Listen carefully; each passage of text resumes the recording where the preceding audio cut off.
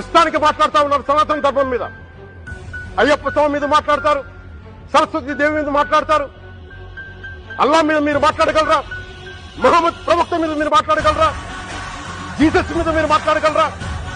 అందరూ కూర్చొని సనాతన ధర్మం మీద, వినాయకుడి మీద జోకులు వేస్తారు, దుర్గాదేవి మీద జోక్స్ చేస్తారు, సరస్వతి దేవి మీద జోక్స్ చేస్తారు.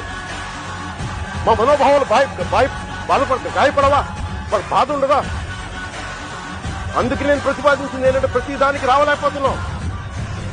సనాతన ధర్మ రక్షణ board is order of the day. ప్రతిసారి కూర్చోబెట్టి మేము డిఫెండ్ చేసుకోలేం. ఇది ప్రతి సగటు హిందువు తాలూకు ధర్మం. ఇదే ఇస్లాం మీద దాడి జరిగితే ఎంతమంది బయటకు వస్తారు, ఎంతమంది నిరసన తెలియజేస్తారు? రోడ్ల మీద రమ్మని చెప్పట్ల. కనీసం మీకు కోపం కూడా రాకపోతే మేమేం చేస్తాం?